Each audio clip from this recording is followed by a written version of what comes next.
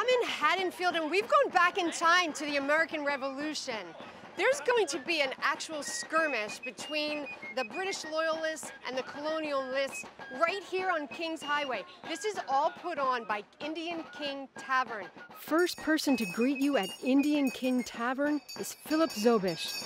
He's today's town crier. Oyez! Beware, the British are coming! Town criers go back 500 years in all the countries in Europe, and basically they told the news. There were newspapers, but for current events between newspaper printings, they had town criers that would give the news to the locals. Would you have stood outside the tavern?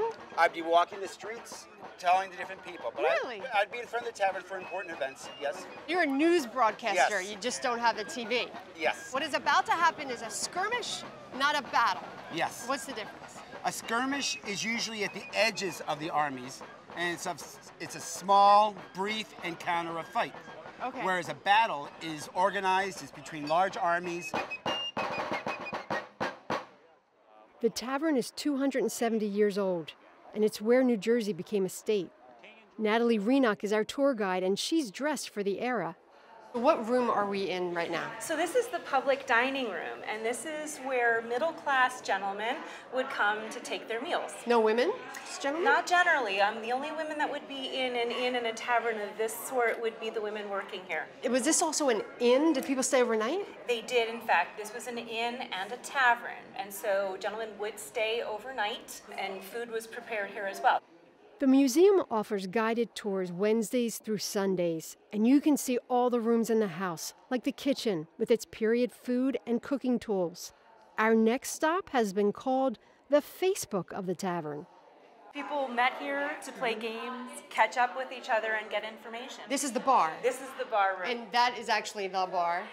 Well, this is where the story, or where the word bar room came from, because the innkeeper would lock this up overnight to keep the liquor safe from the guys who were staying upstairs. So thus the term bar room. And there was someone who tended the bar, and was the bartender. Yeah, during operational hours, certainly men would come here to partake in ale, punch.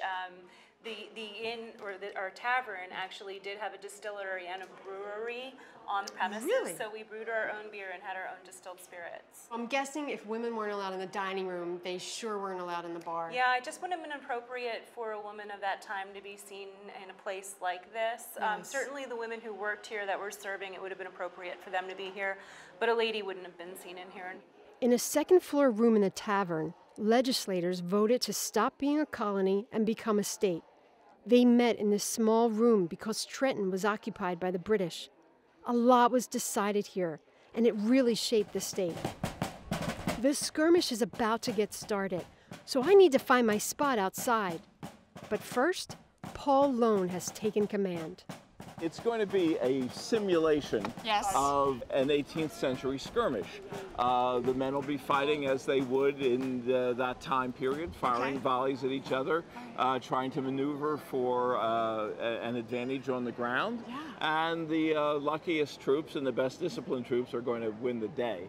Tell me about what you're wearing. I'm a militia captain today. Okay. And so I'm wearing, like many of the men, a very simple hunting shirt, something I would have brought from home. And I have some nice small clothes as well. Yes. I'm carrying the badge of my rank so that when I have it at my side, my commanding officer can see where all the officers are because it sticks above the muskets of the men. Okay, but you don't have a musket. I'm not allowed to have a musket. Why's I'm an that? officer. My job is not to be fiddling around with loading a musket or a pistol and firing it. My job is to control the men under my command. You, Paul. Yes? How do you know all this? How did you get to do all this? And if someone wants to do it too, what do they do? I have always been interested in American history and military history, and I started 45 years ago, and once I got involved, I found how fascinating it was, how interesting. The goal of our organization is to call public attention to historic sites like the Tavern. Yes. I mean, it's amazing that South Jersey residents and most people don't understand the amount of history that's right outside their front door. I can't wait to see it, and I know it's starting any minute because the streets are lined with people. Isn't that fantastic? Good luck. Okay, thank you. Well, good luck. I don't know if it's going to help you at all. Well, I don't know either. South Jersey played such a big part in the American Revolution, and it's interesting to see what that history may have looked like. We're about to start. Take game. Fire! Half-cock fire. I wasn't expecting it to be so loud, but what a great thing to see. Prepare to fire by ranks advancing. It's funny. Every time a British soldier falls, the crowd cheers, and they boo when an American soldier falls. Everyone here is loving U.S. history. You can do this. You can watch history come to life too, right here in South Jersey.